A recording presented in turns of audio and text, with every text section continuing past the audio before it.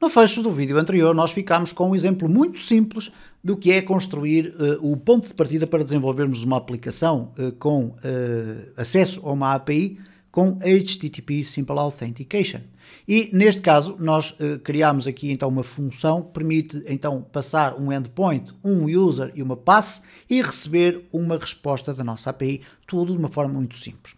Bom, o que nós vamos fazer agora é uma coisa que eu penso que vocês conseguiriam fazer de forma natural, mas que ainda assim, se não conseguirem, eu vou explicar aqui em termos conceptuais e na prática, que é fazer o seguinte: se a API receber os dados, e atenção, se receber, porque pode não receber e aí terá que ter uma resposta preparada para isso, mas se receber os dados, vai ter que verificar se esses dados equivalem a um usuário ou um utilizador com autenticação permitida ou não, e dar uma resposta consistente com isso. Então vamos aqui à nossa aula e vamos replicar para a aula 2 desta nova secção da playlist.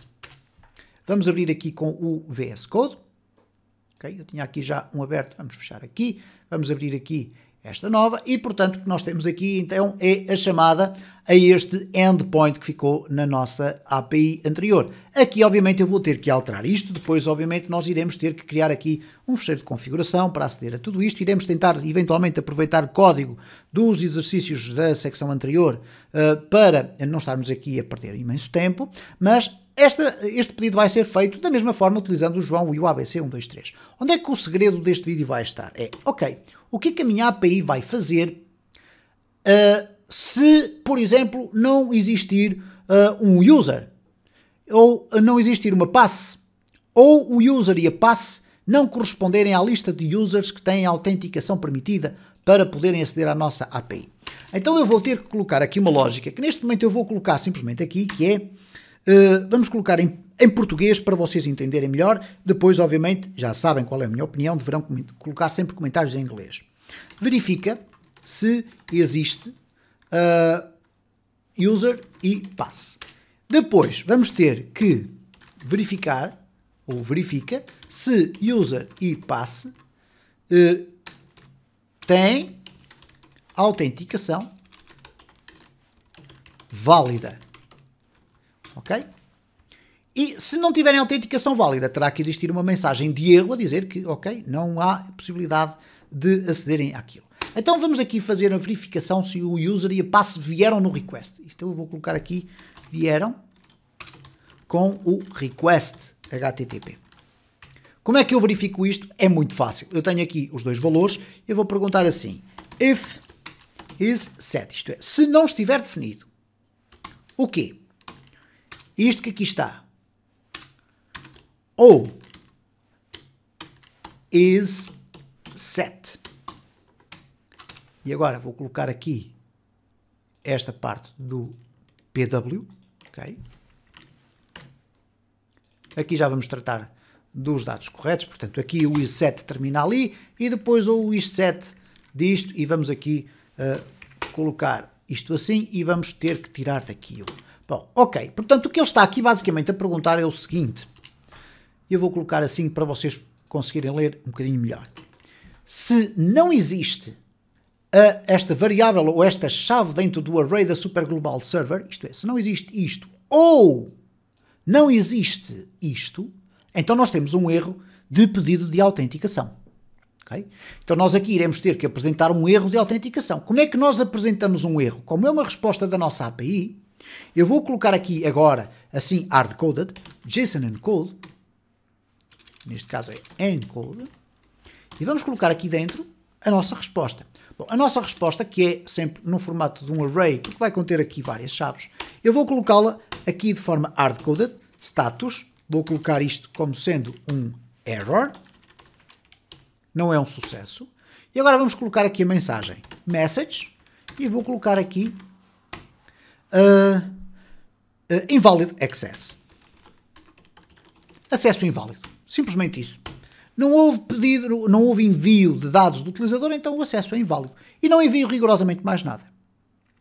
Agora vamos verificar se o user e a password têm autenticação válida. Bom, para que isto aconteça, nós iremos ter que futuramente desenvolver uma aplicação, ou a nossa API ter acesso a uma a um banco de dados, ok? Teremos que desenvolver uma aplicação de acesso a banco de dados.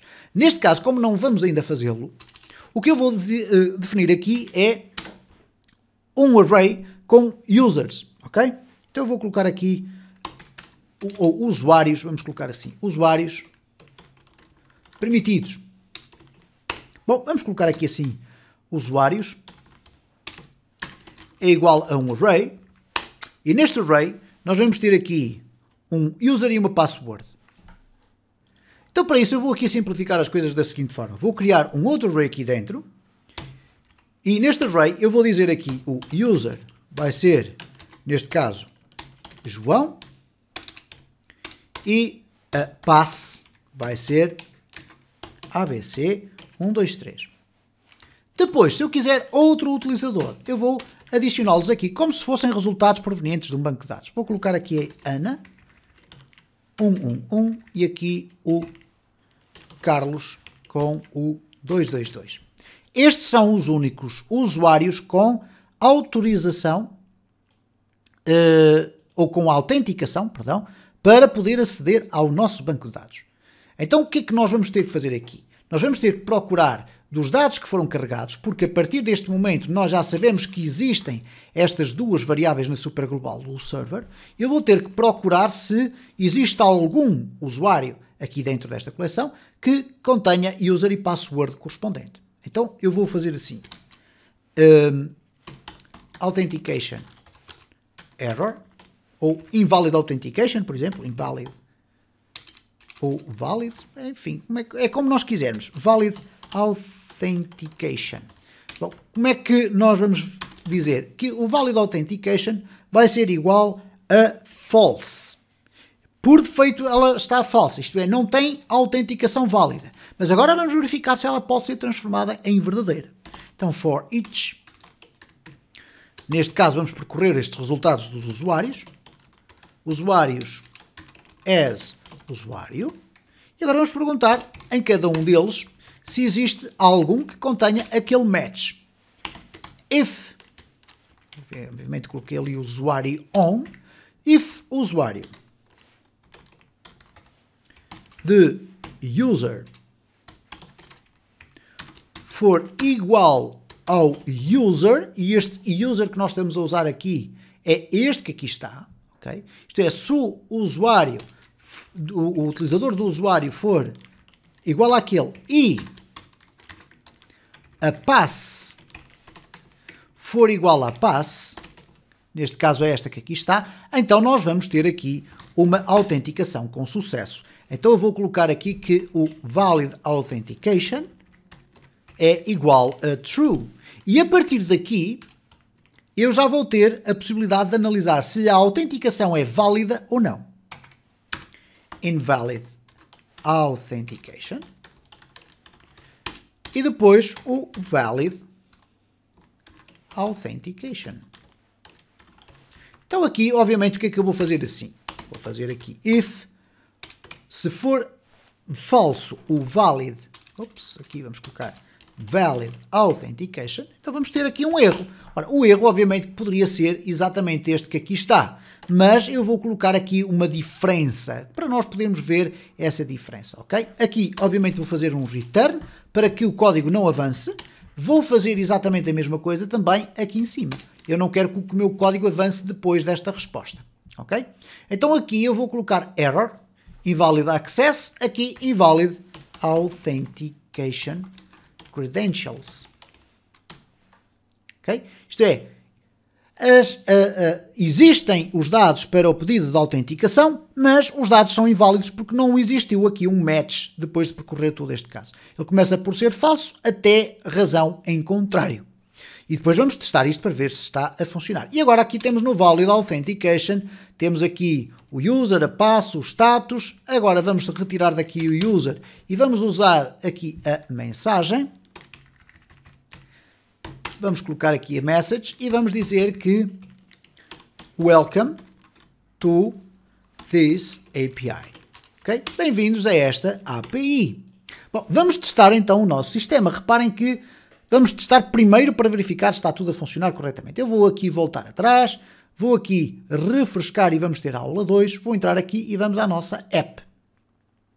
E reparem o que é que aconteceu aqui, ele diz, olá mundo, status error, invalid authentication credentials. Portanto, há aqui um problema com as nossas credenciais. O João e o ABC123 não estão a conseguir fazer o seu, entre aspas, login na nossa aplicação, na nossa API. Porquê? Porque eu tenho aqui João com letra maiúscula.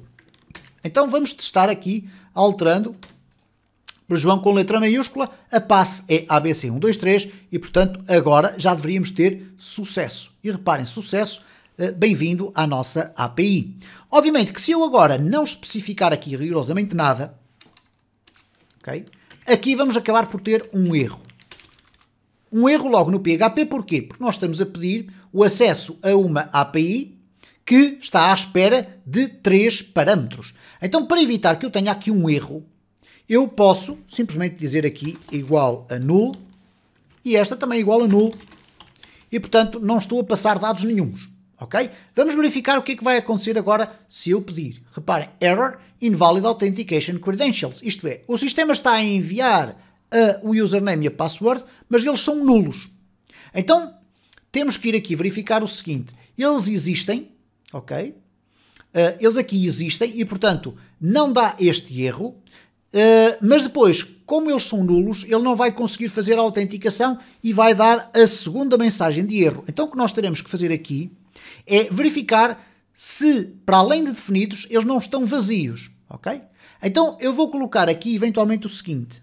Se for empty, em vez de is set, vamos colocar aqui um empty, ok? Porque nós sabemos que aqui eles vão ser sempre enviados, a menos que nós alterássemos aqui esta nossa função. Agora, eu posso, quando fizer aqui o API request, não enviar os meus dados de credenciais e, por conseguinte, eles vão ser completamente nulos. Bom, aqui vamos testar novamente o nosso sistema, vamos aqui refrescar e reparem como ele continua a dizer invalid authentication credentials. O que quer dizer que o sistema está a receber uma password, eu posso aqui eventualmente colocar igual a vazio, vamos testar também desta forma, ok? Estamos na fase do teste, vamos aqui refrescar e ele diz novamente invalid authentication credentials. Bom, eu vou deixar ficar aqui um desafio para resolvermos no início do próximo vídeo e darmos continuidade ao desenvolvimento desta playlist, que é o seguinte. Porquê é que está a dar o invalid authentication credentials e não está a dar aqui este erro do status error invalid access? É isso que eu quero que vocês verifiquem e tentem resolver e no próximo vídeo eu vou mostrar qual era o problema.